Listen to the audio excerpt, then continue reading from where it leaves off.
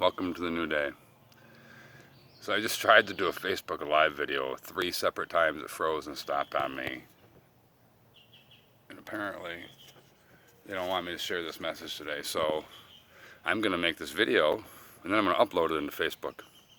And I'm going to bypass their biasness, if you will. So lately on my runs, it seems to be things come through and something came through today that has really been coming through a lot recently from a lot of different angles, from a lot of different people, and really in the entirety of humanity.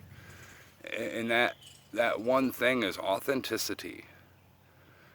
And that seems to be the energy that we've moved into and have been moving into for some time. And there's a lot of people that have been practicing authenticity. And those are the ones that generally are looked at as the oddities. The ones that don't fit in the boxes, conform to the societal boxes. And so, what I'm going to be speaking of is basically based on is a theory based on my own observations of what I've seen here in my time here on Earth. Right now we've got a lot of sensitive things going on, and I think, authenticity has a lot to do with truth. And I think when you look around your world, you're seeing a lot of truths being exposed. And I think if you take the time to look within yourself, you're going to see a lot of truths are being revealed to you. And that's got to do with authenticity, being our authentic self. And then there's a lot of animosity in our world right now. And that animosity, I think, is coming from, again, authenticity. I want to be me.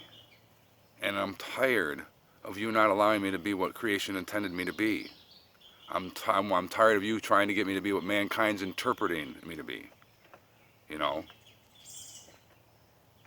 I want to be what I was made to be by the hands of creation, not by the societal boxes of man's interpretation. And I think that a lot of us are experiencing that right now. I know for me that's been probably one of my biggest struggles my whole life, and I'm just now realizing it in my late 40s that my biggest struggle has been trying to be me in this society, a society that wants me to be like everybody else, conform, fall into these boxes, and I think if you take the time to really look at this in depth, you'll understand why the Black Lives Movement is such a big deal. Because it is a very big deal. And, it's not about all lives don't matter. Black lives do matter, and very much so. And you think about this for a minute from their perspective, and think about authenticity. If you as yourself is not allowed to be an authentic person around other people in your company, are you comfortable? Do you get more comfortable, or do you get more agitated? And as time goes, what's going to happen? Are you going to grow in comfort, or are you going to grow in anxiousness? And so if you're not allowed to be yourself in the company of another, you're not comfortable, right? And so, if I'm not allowed to be my authentic self, I'm not happy if I can't be myself around other people. One, I'm not going to want to be around them other people. But what if you don't have a choice, right? What if you don't have a choice?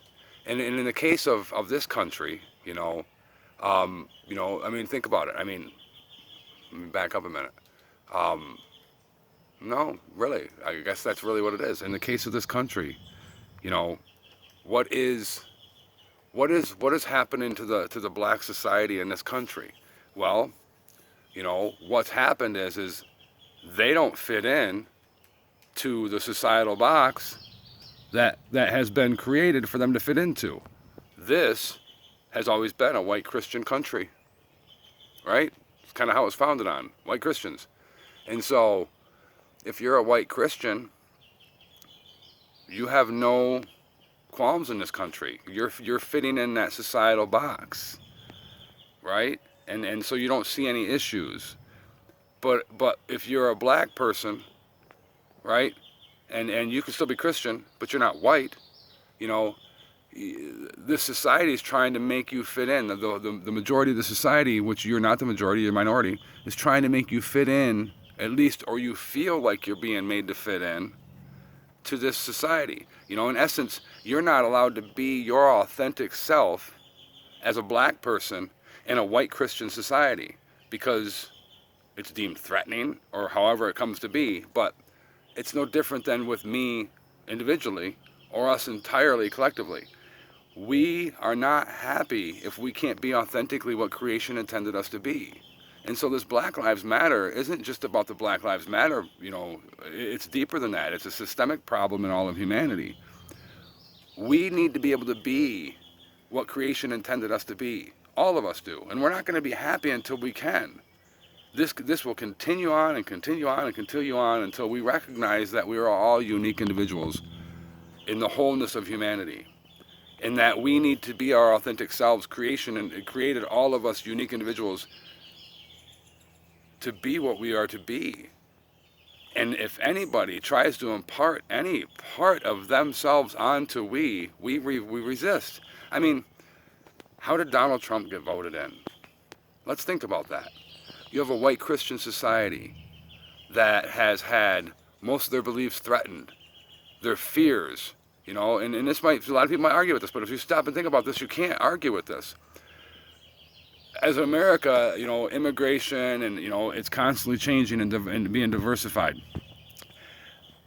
A lot of the people that voted for Donald Trump were tired of somebody else telling them how they had to be and taking away their own personal liberties of white Christianity in so many ways, you know.